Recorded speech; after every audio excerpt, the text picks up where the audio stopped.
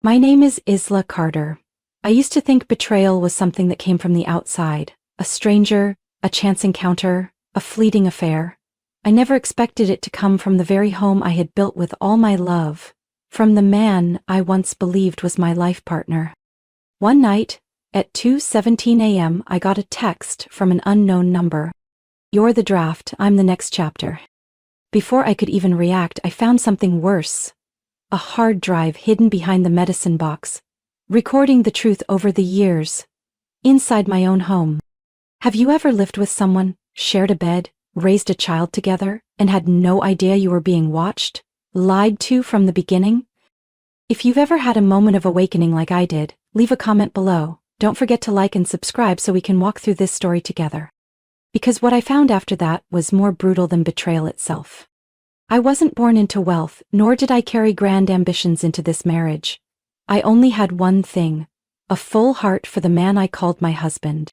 Back in college, people saw me as a promising artist. My work was featured in a local exhibition, and someone even offered to sponsor my graduate studies.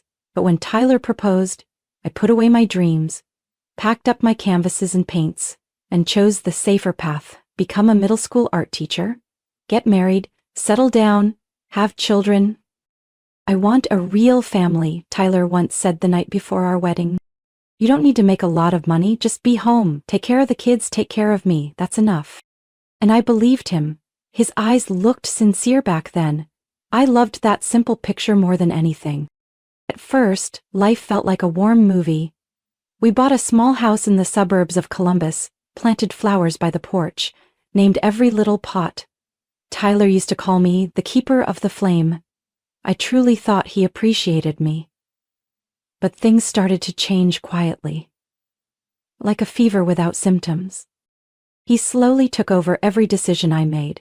When I wanted to start a weekend painting class, he said, "What for? You're already too busy with the house, don't complicate things." When I wanted to keep one of my old paintings for a local community exhibit, he told me, "Putting that stuff on the walls makes the house look messy." When I stayed silent, he clicked his tongue. "Don't be ridiculous, you're too sensitive." I started to question my own feelings. Was I being too dreamy? Too unrealistic? Tyler still went to work, still hugged me every night, still bought me flowers on my birthday. Wasn't that enough? I tried to hold on to the little things. Until I lost our first child. We hadn't planned to have a baby, but when I found out I was pregnant, I cried from happiness. He looked at me and gave a faint smile, not a joyful one, but the kind that felt calculated. "Well, okay," he said. "As long as you stop teaching for a while." I thought he was being considerate, but then in the 12th week, I started bleeding and had to be rushed to the hospital. The doctor said it was a complication. I lost the baby that same afternoon. I remember Tyler's face clearly. He didn't cry. He didn't hold me. He only said one thing. "Maybe it's for the best." We weren't ready. I lay in that stark white hospital room, cold from the inside out. And he left early to make it to a client meeting. After that, Tyler changed completely. He began staying out more, coming home late or claiming weekend business trips. I asked, cried, even got angry, but everything got blamed on one thing. "You're unstable after the miscarriage. That's why everything seems like a problem to you." And I believed him. I believed I was the problem. But now, looking back at that audio between him and his mother, I finally understand. Tyler wasn't distant because of grief. He had already started a new life with someone else. And his mother? The woman who always looked at me with judgment, who called me that broke middle school teacher, was the one who told him to secretly transfer the house title to his name in case the girl goes nuts. I remember the first time I caught Marcia snooping through my budget notebook. She said, "A good wife knows how to save, not waste money on silly things like paints and crayons. Who do you think you are?" Tyler was right there. He said nothing. I swallowed the lump in my throat and smiled faintly. I understand. I did understand, but not then, not until later. When everything had already rotted from the inside. When the walls I once painted in hopeful colors became a prison of my own making. I used to think that when someone betrayed you, at the very least they'd feel a little guilty, Or maybe, if nothing else, a bit ashamed. But when I confronted Tyler in the kitchen, right after watching the first clips from that hard drive, he just stood there, calmly pouring coffee like I'd asked about the weather. "What are you even talking about?" Tyler raised an eyebrow. I placed my phone on the table and played the clip of Hannah kissing him in the living room, the very place where I used to keep the crib for the child who never came. He went silent for a few seconds, then sighed. "Isla, listen to me. That was a mistake. I didn't mean for it to go that far. She came into our house while I was in the hospital. And you call that not meaning for it to go far?" Tyler stepped closer, softening his tone. "You lost the baby, Isla. You pushed me away. You were grieving, but you didn't let me in. You don't understand how lonely I felt." "And your solution was a 22-year-old student?" I asked. "You're a grown man, Tyler, not some starving boy who'll take a crumb from anyone who offers." He shook his head, irritated. "Don't blow this out of proportion. Everyone makes mistakes sometimes." "Oh, really? What about the camera in our bedroom? The hard drive you hid in the medicine box? The audio recordings you planted in my studio?" Tyler's face went pale. "What are you talking about?" I placed the hard drive on the table. "Wanna watch? There's even a part where you and your mom talk about transferring my studio into her name and pretending I had mental health issues to make the paperwork easier." No more excuses, no more sweetness. Tyler reacted like it was someone else's criminal record. "You can't use this against me. That's private. You installed hidden cameras in our house, recorded me without consent. What law do you think is going to protect you?" He stood frozen, lips pressed tight, probably running calculations, figuring out an escape plan, counting how many files I might have backed up. He had no idea that during his late nights and client meetings, I had already recovered the entire hard drive, the one he encrypted. Thankfully, I had Monica. Monica, my best friend from college, was a senior IT specialist before switching to law school. When I texted her, "I need help," she didn't ask a thing. She said, "Send everything, now, and Isla, don't forgive him this time." That night, we stayed up. She used her own laptop, opened every file, time-stamped them, made backups. "Here it is," Monica said, handing me a nearly 6-minute clip. Tyler sat in the study. Across from him, Marcia in a dark green dress, hair pinned up. They had no idea they were being recorded. "You won't react fast enough," Marcia said, casually sipping tea. "Just make her seem unreliable. Tell the doctor she's been deeply depressed since the miscarriage. Hint that she's erratic, forgetful. Then I'll handle the rest." Tyler nodded, scrolling his phone. "The studio's still under her name, but if I get the papers back, if I do it right, she'll sign." My whole body went numb. Monica squeezed my shoulder. "This isn't just a divorce anymore, Isla. This is fraud, invasion of privacy, premeditated coercion." The next day, I cleaned up my studio, wiped down every frame, every brush jar, every box of color. I looked at the portrait I once painted of Tyler. Gentle smile, warm eyes, then quietly turned the canvas face down. That night, when Tyler came home, I was reading on the couch. He walked in and paused in front of me, eyes scanning. "Can we talk?" "Of course. But remember, from now on, everything is being recorded. Because I picked up that habit from you." Tyler had a particular talent playing the victim. The moment he realized I had the videos, he stopped arguing. He pivoted. Instead of fighting back, he began to retreat and act pitiful. Not to me, but to everyone else. Relatives, mutual friends, even my own parents. It only took me a few days to realize. The whispers behind my back were growing louder. "Isla's been acting weird lately, almost like she's obsessed. She hasn't been sleeping for months now, right?" Tyler said, "She sometimes screams in the middle of the night. Seems like she can't control her emotions." I heard it all from Monica. She quietly recorded a phone call between Tyler and his cousin Ryan.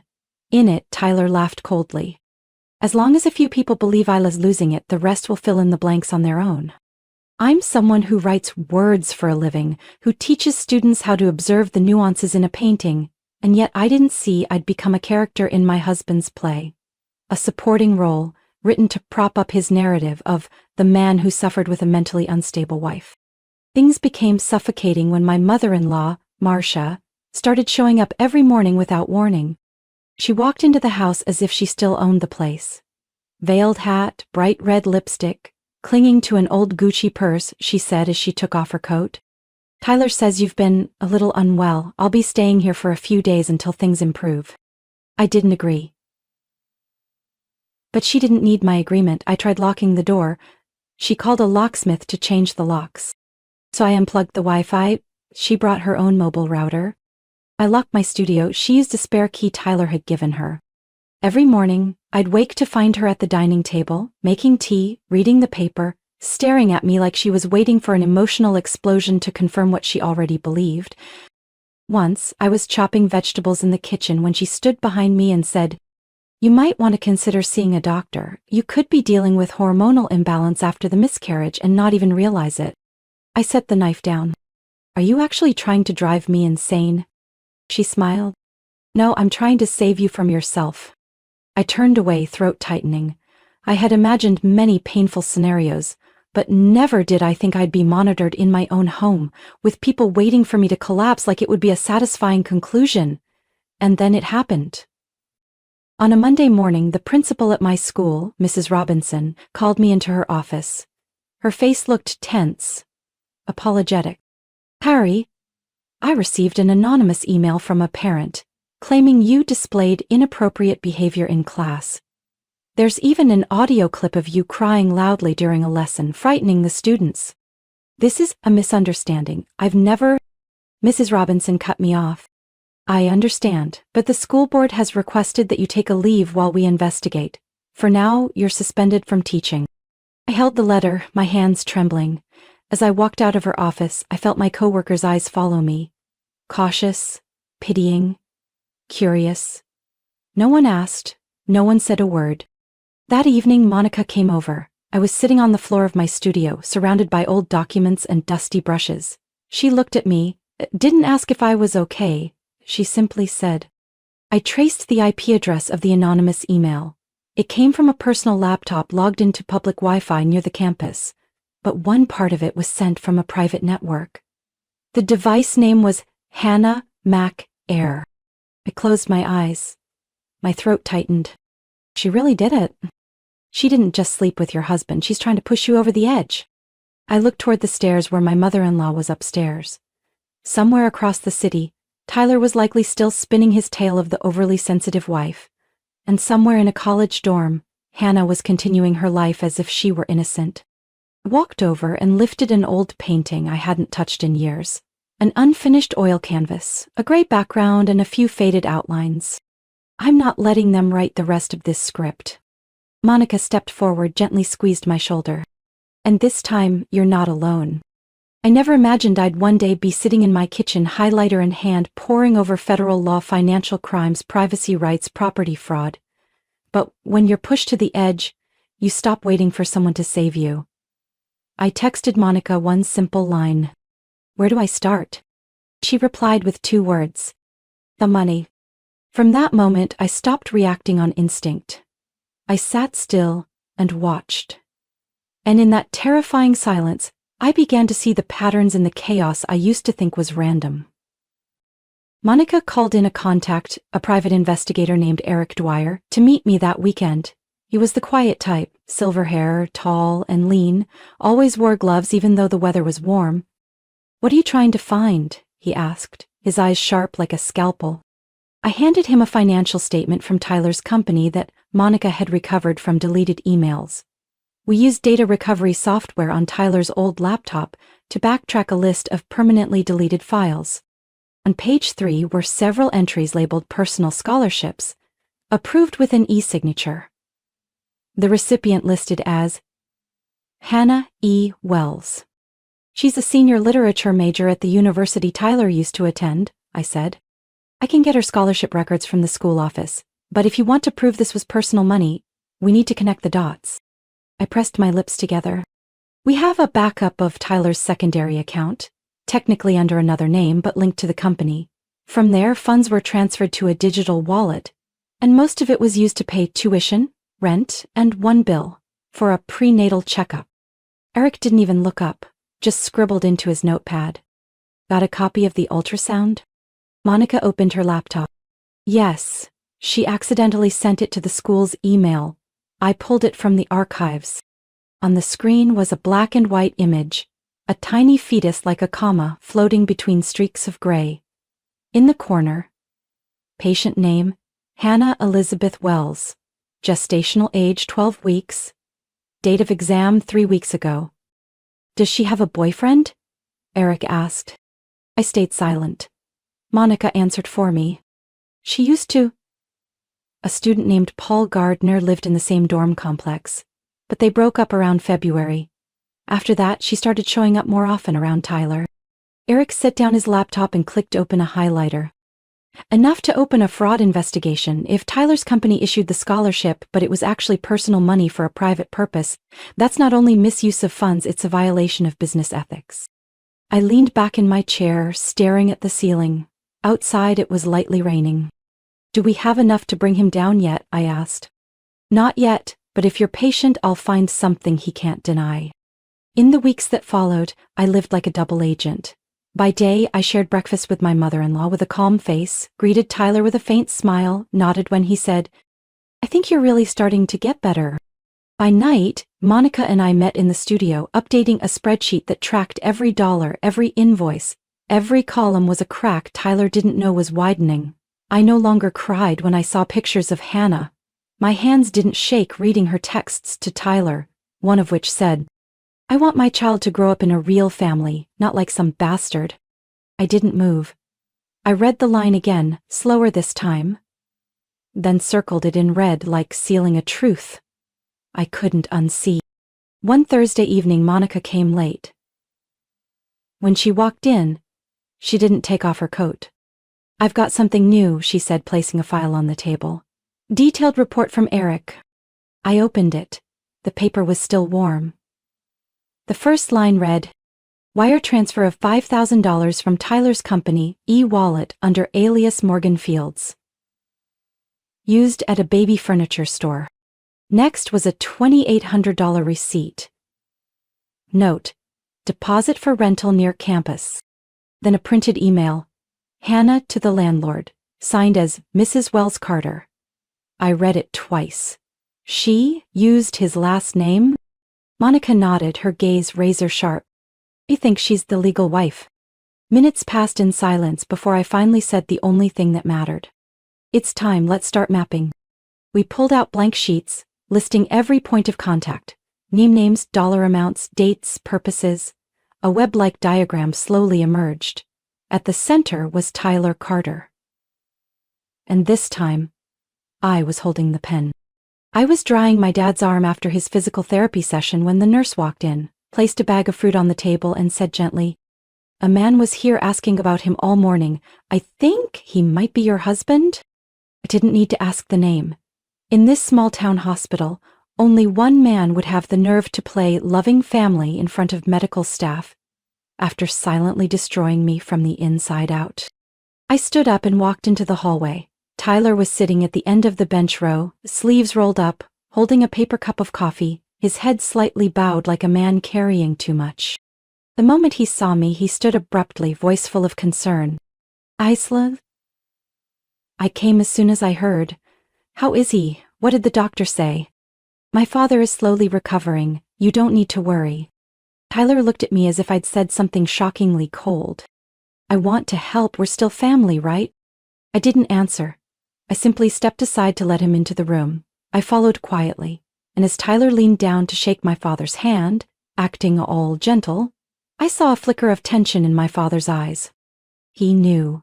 Even in his weakened state, he hadn't forgotten all the times I called him sobbing, and he could do nothing but stay silent. Tyler chatted with the nurse, nodding through every small instruction, then turned back to me. "Is there anything I can do? Clean the house? Pick up your mom? Take care of the meals? Anything?" I studied his face for a long moment, then let out a quiet, bitter smile. "When did you become such a good man, Tyler?" He flinched. I didn't hide the sarcasm. Why should I? Tyler took a breath, his voice dropping. "I know I messed up. I won't deny that. But now, seeing you like this, seeing you care for your dad alone, I want to make things right. I don't want to lose you, Isla. I mean it." To an outsider, this might have looked like a remorseful husband trying to mend the pieces. But I knew better. This wasn't remorse. This was performance. I had placed a small recording device in the corner of my purse. Another copy sat beneath the seat in Tyler's car. Monica installed it when she borrowed his vehicle the day before. Tyler had no idea. He kept talking, voice earnest, fingers absent-mindedly brushing his shirt cuff. I know my mom crossed a line, interfered too much. I'll talk to her. I'll ask her to step back. We can start over, Isla. If you'll give me one chance. I tilted my head, voice soft as if truly considering it. A chance? Are you sure? I'll do anything. I'll prove it. I gently touched the hospital bed rail. Then you can start by being transparent with me. Show me the statements from the supplementary cards, company accounts, and e-wallets. Can you do that? That's complicated, Isla. You know I have investments, and if I pull money out at the wrong time, it loses value. I smiled. You said you'd do anything. His face flushed slightly, but he quickly returned to his polite facade. All right, I'll arrange it. As soon as possible. I'm trying to put my life in order. If you're really trying to fix something, start with honesty. Tyler left the hospital a bit later, not forgetting to leave behind a container of hot soup for Dad. The nurse thanked him. I gave a faint smile. I didn't believe a single drop of sweat on his forehead came from actual worry. That night I sent the full recording to Monica. She replied in under 3 minutes. That last line of his is enough to file for voluntary financial disclosure. If he denies it later, we can use the clip to challenge his statement. I sat in the living room with all the lights off. The darkness from the window stretched across the old rug where I used to kneel to scrub the floor every night. For years, I thought I was building a home. Now I understood. A home only exists when both people tend the flame. I'd only been burning myself to keep the illusion alive. Everything in the house had been carefully arranged. A vase of purple orchids on the long table, the ivory tablecloth my mother used when I was little. Traditional dishes I'd cooked all morning. The room was full, my parents, Uncle David and his wife Mrs. Robinson from the middle school, 2 art patrons who'd supported me since the community class days, and even Mr. and Mrs. Marcia, Tyler's parents. And of course, Tyler. He wore a dark blue shirt, sleeves neatly rolled, smiling and chatting like the picture of a perfect son-in-law. Hannah arrived 15 minutes late. She wore a beige knit dress, hand resting lightly on her belly, as if to make sure everyone noticed the life inside her. I greeted her with a polite smile and showed her to her seat like a gracious host. When the main course was served and glasses clinked for the first toast, I stood up at the table, holding a glass of deep red wine. I know Thanksgiving is about gratitude, I began, my voice light as wind skimming across the table. But this year I think I have more than that to share. Every eye turned to me. Tyler looked up, still smiling. But when I picked up the remote and walked toward the large TV, I saw his shoulders tense. I played the first video. The image was crisp. Hannah sitting at a cafe, Tyler across from her. Their voices were low, but the sound came through clearly from the hidden mic. Just sign here, it's only scholarship paperwork, has nothing to do with parental rights. But it says waives legal rights to the child. That's boilerplate, legally invalid unless you confirm it again after birth. You sure? I've taken care of everything, trust me. Hannah hesitated, then signed. In the living room, silence fell. Tyler shot up. That's enough, Isla. What are you trying to do? I turned to him, eyes steady. You said I was too sensitive, that I was imagining things. You created a story about a wife who'd lost control. But the truth is, you orchestrated it all. I nodded to Monica, standing by the sideboard.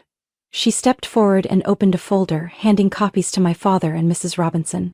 These are documents for a property transfer filed in my name, submitted by Tyler to the bank 3 months ago to secure a business loan.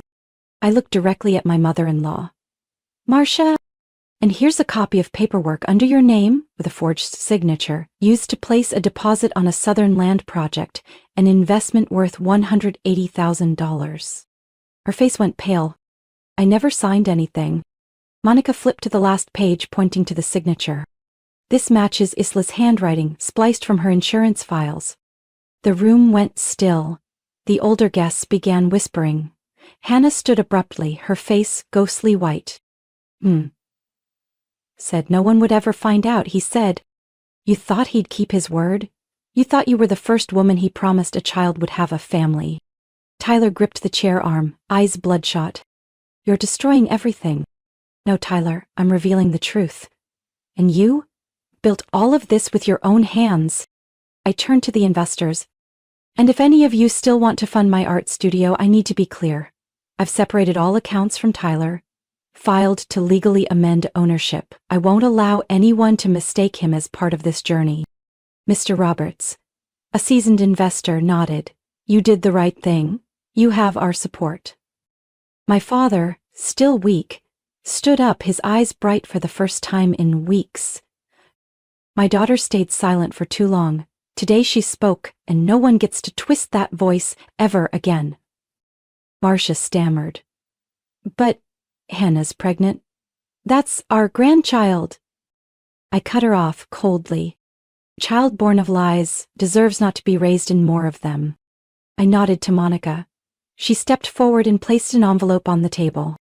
Inside is a preliminary DNA extract, not complete but sufficient to rule out one candidate, and Tyler, you are not the father of that child. The entire room shattered like breaking glass. Hannah burst into tears. Tyler collapsed into a chair as if the blood drained from his body. His mother covered her mouth, then glared at him, speechless. I stood still, quietly watching the chaos unfold. I didn't feel pain anymore. Only a calmness, like after a long storm. And more than anything, I felt the walls of this house, once a prison, had become the gallery, witnessing me take myself back. We sat across from each other in the attorney's office, on a gray afternoon in late December. The room was so silent I could hear the scratch of pen on paper, the rustle of Monica flipping through folders, and Tyler's steady breathing. Only it no longer carried confidence, just fatigue, and the slow realization that the choices he once called strategic were now bending his life toward the edge. This is the final agreement, Monica said, her tone calm but firm. My eyes stayed on the page, each clause clear, precise, and cold as winter's sunlight. Clause 1. Tyler Carter agrees to sign the divorce without condition and waives all claims to marital property. Clause 2.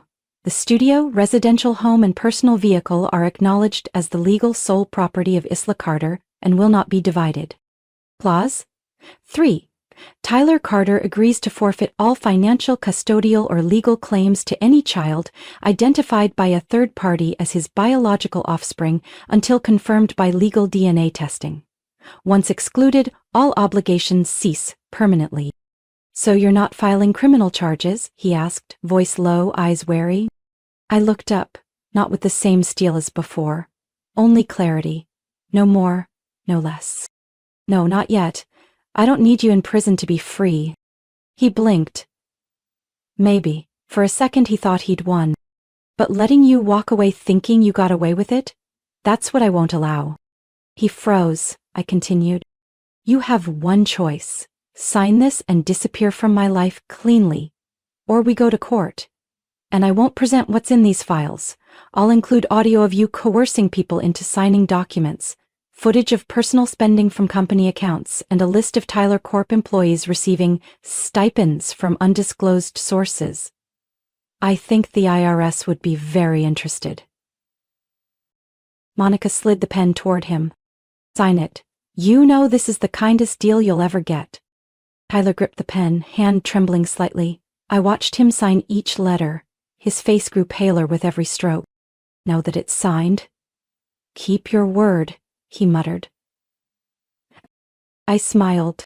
I've never been the one who breaks promises. You've mistaken me for someone else.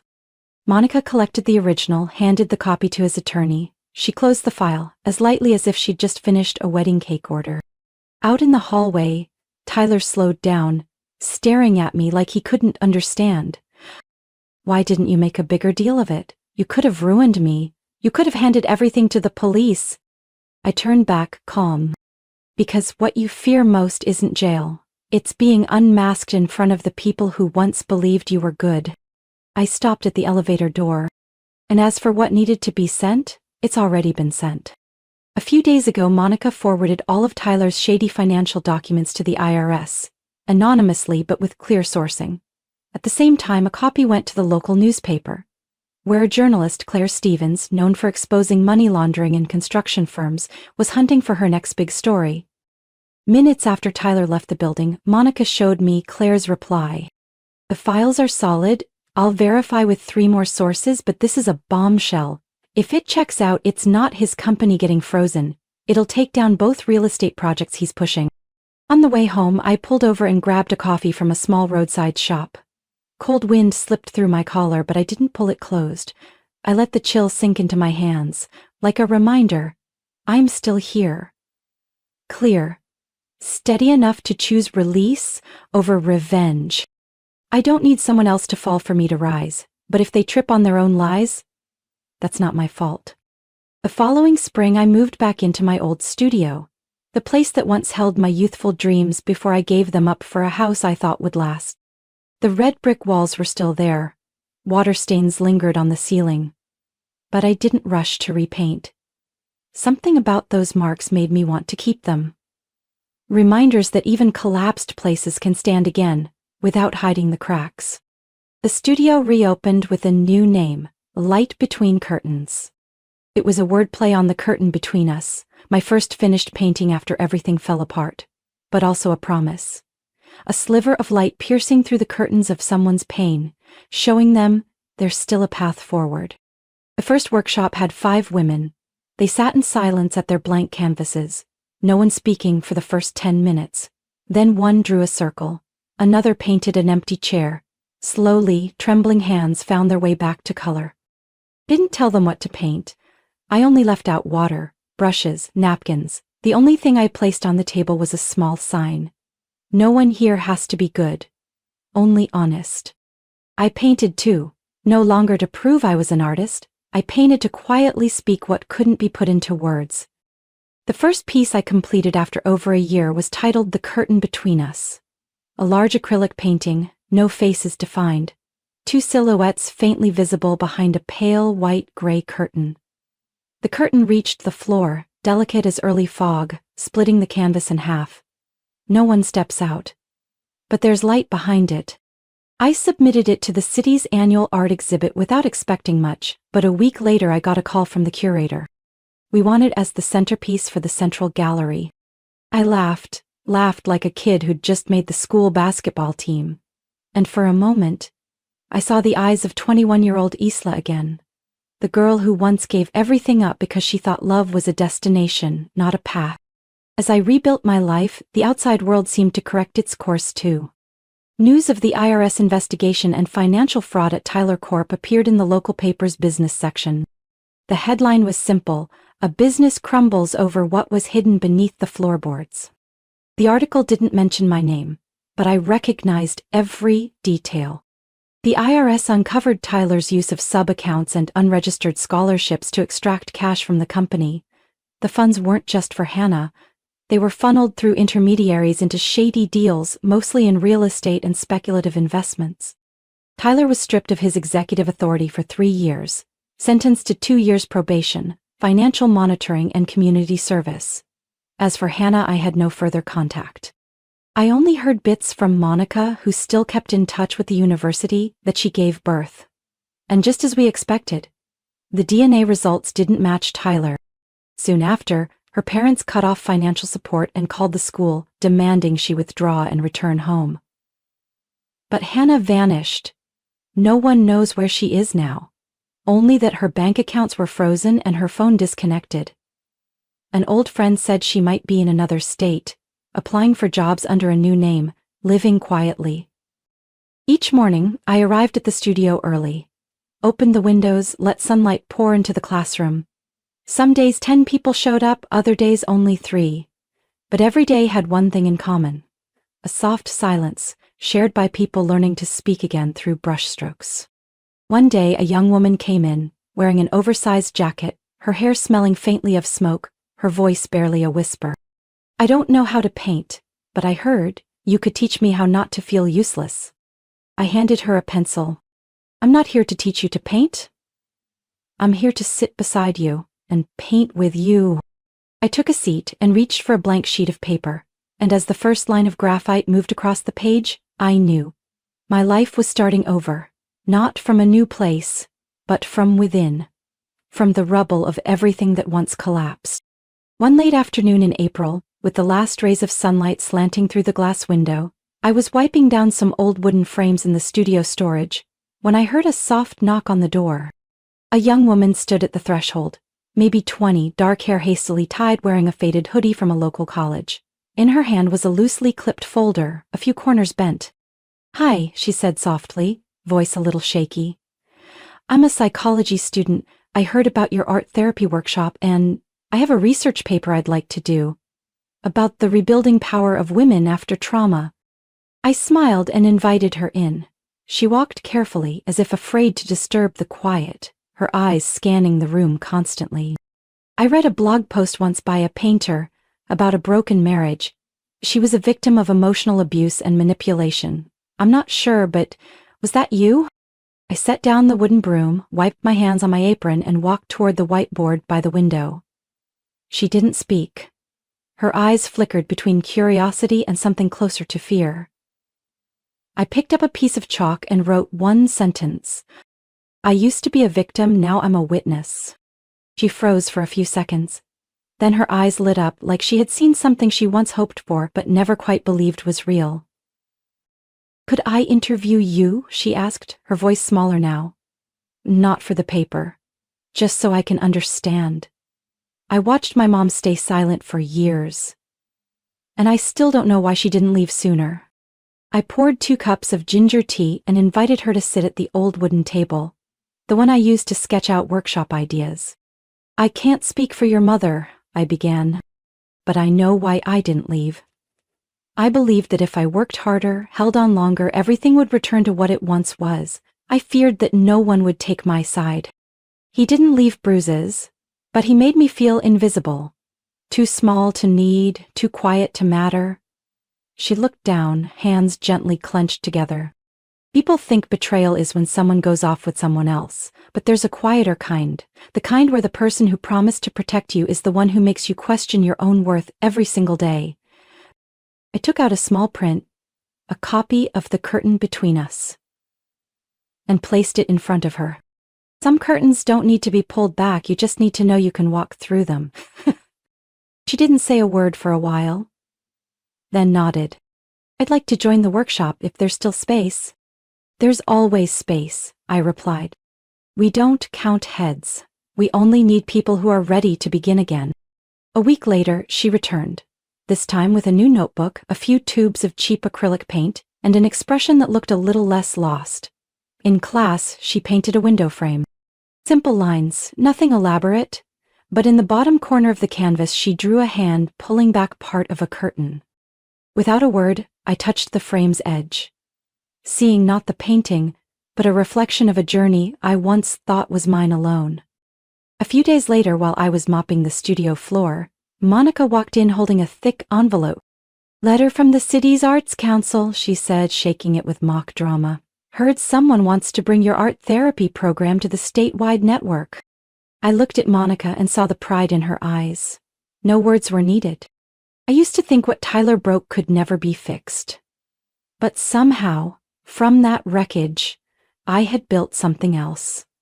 Not a home for two, but a haven for anyone who had once lost faith in themselves.